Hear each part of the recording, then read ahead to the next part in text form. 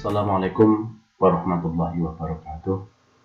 Baiklah, pada kesempatan kita kali ini kita akan membahas materi kelas 11 berkaitan dengan fluida statis.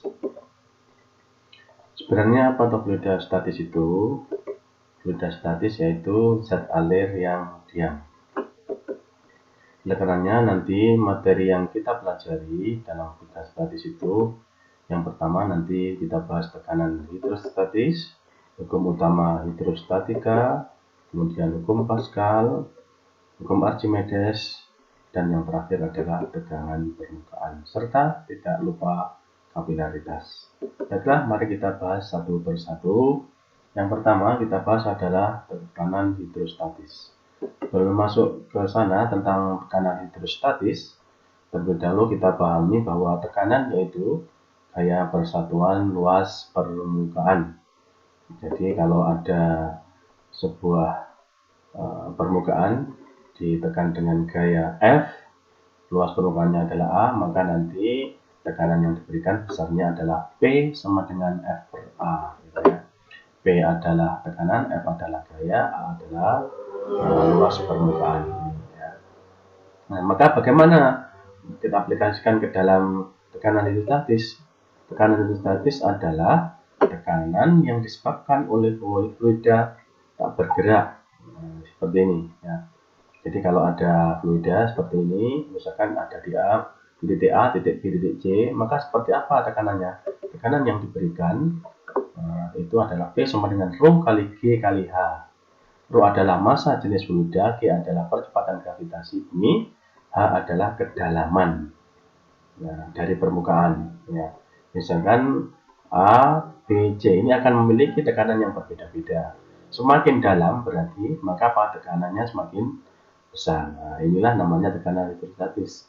Tekanan yang dimiliki oleh fluida tak bergerak. Gitu. Oke, selanjutnya kalau kita bicara tentang tekanan mutlak pada suatu kedalaman zat cair, itu biasanya kita bicarakan berarti berkaitan dengan tekanan mutlak. Jika disebut tekanan pada suatu kedalaman tertentu, yang dimaksud adalah tekanan mutlaknya. Tekanan mutlak itu seperti apa? Nah, ini kita lihat dulu ya.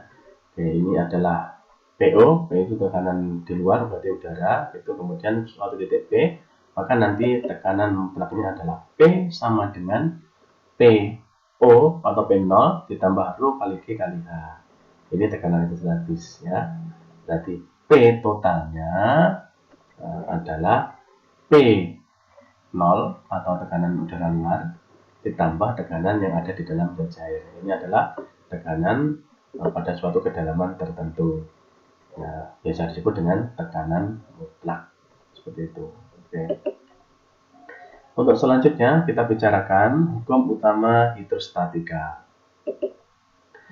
Semua titik berdasarkan hukum utama hidrostatika bahwa semua titik yang terletak pada bidang datar yang sama di dalam zat cair yang sejenis akan memiliki tekanan yang sama. Kita lihat gambarnya.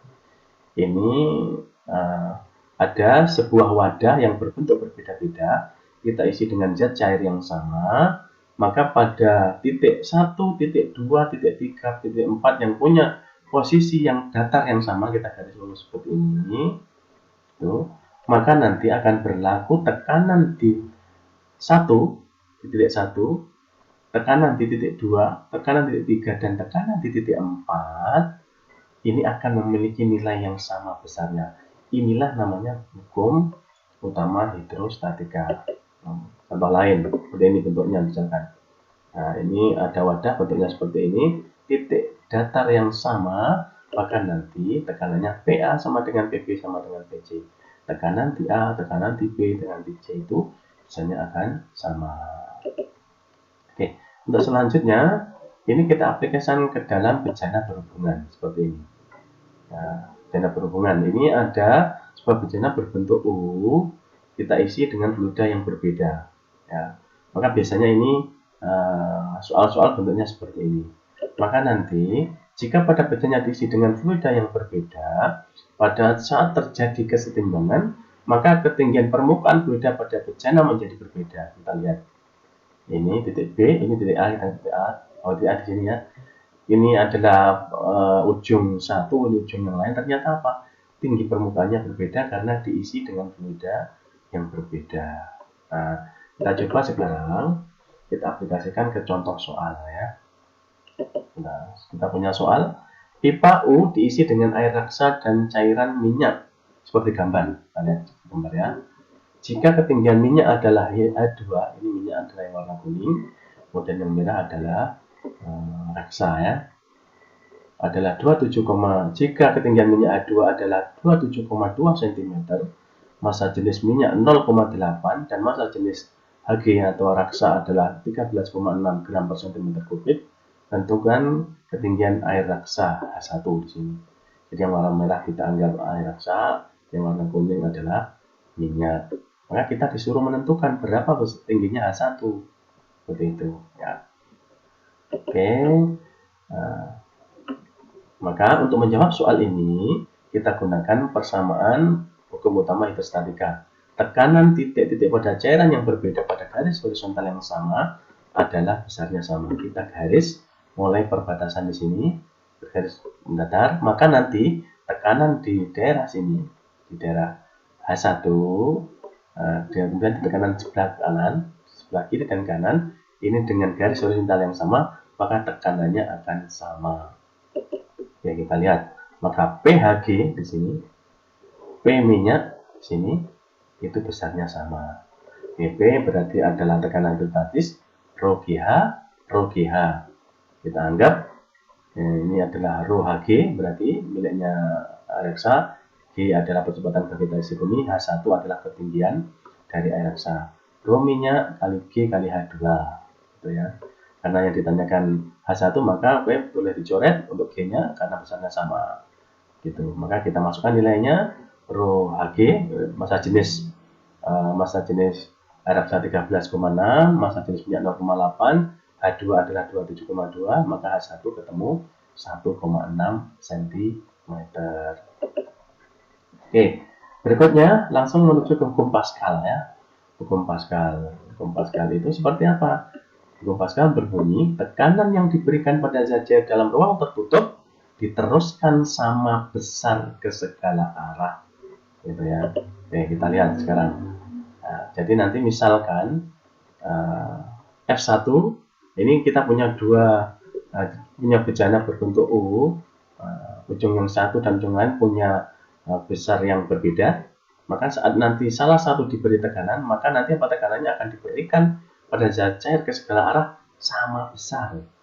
Ya, kita lihat persamaannya. Maka berlaku seperti ini. P1 sama dengan P2. P1 itu berarti tekanan yang ada di tabung 1. P2 berarti tekanan yang ada di tabung 2. P itu apa? Seperti yang sudah kita bahas di atas, bahwa P itu adalah tekanan F per A, ya, gaya persatuan luas.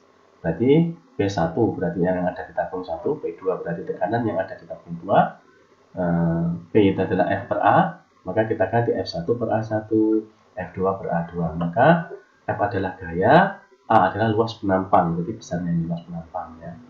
Oke. Itu D adalah tekanan, F adalah gaya, A adalah luas penampang. Oke. Berikutnya kita coba aplikasikan ke dalam contoh soal ya. Oke. Sebuah dongkrak hidrolik digunakan untuk mengangkat beban seperti gambar. Jika jari-jari pada pipa kecil adalah 2 cm dan jari-jari pipa besar adalah 18 cm, tentukan gaya minimal yang diperlukan untuk mengangkat beban 81 kg. Maka untuk menjawab, ketahui dulu M-nya 250 kg, gitu ya.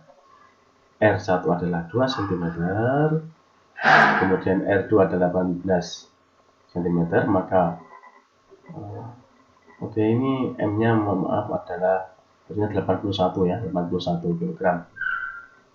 Ini ya, ini harusnya 81 ya. Maka nanti beratnya adalah 810 karena W itu berat M kan G, M-nya 81 ya. Kemudian G-nya adalah 10, berarti 810 Newton. Ditanya F, F-nya ini berapa ya, oke. Maka gunakan persamaan hukum Pascal. F1 per A1 sama dengan F2 per A2 adalah luas penampang ya. Karena ini bentuknya tabung, berarti luas sama dengan luas lingkaran ya, luas lingkaran. Oke. Maka bisa berupa F1 per R1 kuadrat sama dengan F2 per R2 kuadrat. Atau boleh F1 per D, berarti diameter R ini adalah jari-jari, D adalah diameter. Oke, kita masukkan ke persamaannya, berarti F1 tinggal kalikan silang saja ya. Gitu ya. Maka F1 sama dengan R1 per R2 kuadrat kali F2. Maka kita masukkan 2 per 18 kuadrat kali 210. Hasilnya adalah 10 Newton. Seperti itu. Oke. Kemudian sebenarnya untuk apa konsep hukum Pascal itu? Beberapa contoh penerapan hukum Pascal ya. Yang pertama adalah hidrolik ya, seperti kita pahami sama tadi contoh soalnya ya. Kemudian pompa hidrolik, seperti kita kalau punya sepeda gayung gitu. Kemudian mesin hidrolik biasanya untuk orang usaha cuci mobil atau bengkel biasanya ya seperti ini ya. Contoh itu merupakan salah satu beberapa contoh dari penerapan hukum Pascal. Oke, untuk berikutnya hukum Archimedes ya. Hukum Archimedes. Jika sebuah benda dicelupkan ke dalam zat cair, ini bunyinya hukum Archimedes. Jika sebuah benda dicelupkan ke dalam zat cair sebagian atau seluruhnya, benda tersebut akan mengalami gaya ke atas sebesar berat zat cair yang dipindahkan oleh benda tersebut. Nah ini besarnya adalah FA sama dengan Rho kali V kali G. Rho adalah miliknya fluida, V ini berarti miliknya benda yang dipindahkan ya. G adalah percepatan gravitasi ini. Atau boleh juga ditulis seperti ini, W. Nah ini berat benda yang dipindahkan sama dengan FA gaya ke atas. Rho benda kali V benda kali gravitasi. Kalau ini bersama dengan gaya ke atas berarti Rho fluida kali V benda di dalam fluida, berarti yang tercelup kali gravitasi. Maka gaya ke atas yang dialami sebuah benda akan berbeda-beda jika benda dilakukan pada beberapa jenis fluida yang berbeda. Oke, kita aplikasikan kepada contoh soal sekarang. Sebuah benda tercelup sebagian dalam zat cair yang memiliki massa jenis 0,75 gram per cm3 seperti tunjukkan dari gambar. Oke. Massa jenis oke ya. Yang tercelup adalah 0,8 V. Kemudian massa jenisnya 0,75 untuk fluidanya. Maka ditanyakan jika volume benda yang tercelup adalah 0,8 dari volume total, tentukan massa jenis benda. Benda ini massa jenisnya berapa? Maka soal ini bisa kita selesaikan dengan konsep hukum Archimedes. Diketahui Rho fluida adalah 0,75 C ya, fluida cairan. Kemudian VB adalah volume benda, VC adalah volume benda yang tercelup. Berarti 0,8 VB ditanya Rho benda. Maka kita gunakan hukum Archimedes.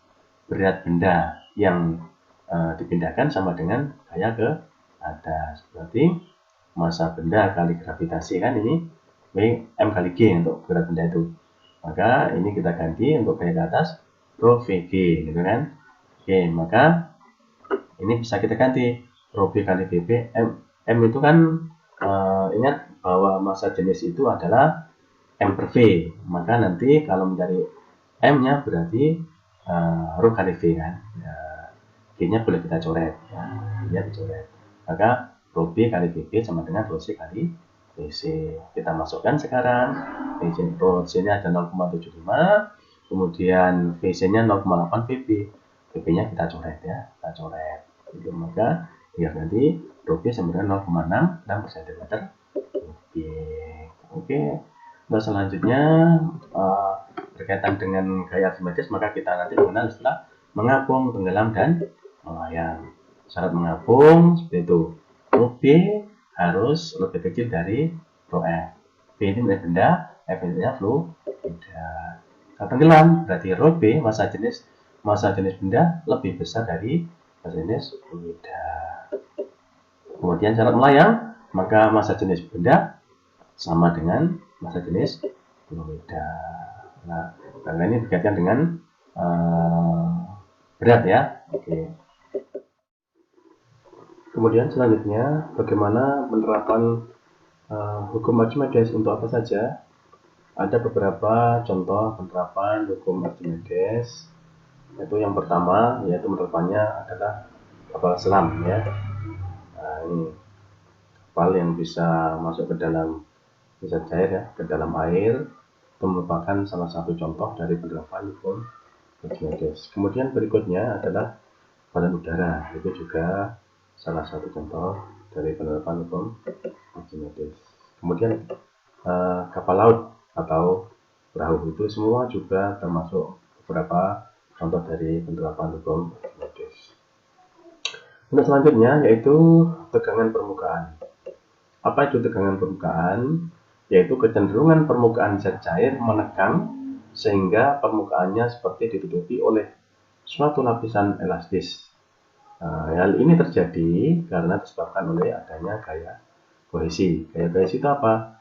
Gaya tarik-menarik antar partikel-partikel zat yang sejenis dalam suatu zat. Ingat bahwa zat itu terdiri dari banyak partikel, miliaran partikel, maka gaya tarik-menarik antar partikel yang sejenis itu disebut dengan gaya kohesi. Tegangan permukaan dalam fluida didefinisikan sebagai gaya persatuan panjang garis pada permukaan. Secara matematis ini tertulis ya, gamma sama dengan F per L, mana gamma adalah tegangan permukaan, F adalah gaya, L adalah panjang garis pada permukaan. Contoh adanya tegangan permukaan pada zat cair ini adalah ini ya, kita coba ini adalah sarang laba-laba, kemudian terkena air ya, terembun misalnya. Terus kemudian kalau kita lihat tetesan air berbentuk bulatan gitu ya. Kemudian ini ada nyamuk yang bisa berdiri di atas air. Itu beberapa contoh dari adanya tegangan permukaan. Oke, untuk selanjutnya kita bicara tentang kapilaritas ya. Apa kapilaritas itu? Yaitu peristiwa turunnya atau naiknya permukaan zat cair dalam pipa kapiler disebut dengan kapilaritas. Pipa kapiler itu pipa yang sangat kecil ya. Peristiwa naik turunnya permukaan zat cair dalam pipa kapiler disebut dengan kapilaritas. Hal ini disebabkan adanya pengaruh dari gaya kohesi dan gaya adhesi ya. Ya, kita lihat ya, permukaan zat cair ini melengkung, kemudian ini untuk air resap biasanya ini bentuknya jembung ya. Oke, artinya di sini gaya adhesi lebih besar dari gaya kohesi. Kali ini gaya kohesi lebih besar dari gaya adhesi. Nah, oke, manfaat gejala kapiler dalam keseharian yaitu, ini kita lihat ya aplikasinya. Dulu ketika belum ada listrik, kita memakai lampu deblok, ini ada minyak, kemudian bisa menyala ya. Kemudian selanjutnya peristiwa ini juga begitu, ketika tumbuhan ini menarik air ya, gitu ya, termasuk juga. Kemudian selanjutnya ada air di dalam bak, kemudian kita ada kain, ternyata air di dalam bak bisa turun lewat kain tersebut. Itu merupakan beberapa contoh dari gejala pipa kapiler dalam kehidupan sehari-hari. Oke, untuk lebih jelasnya, untuk menguji pemahaman kalian tentang konsep dari fluida statis, maka kalian bisa mengerjakan soal-soal yang sudah ada ini.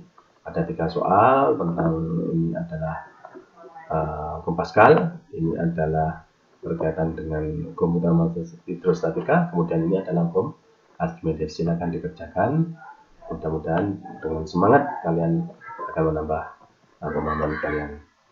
Oke, mungkin itu sementara yang bisa kita sampaikan pada kesempatan kali ini.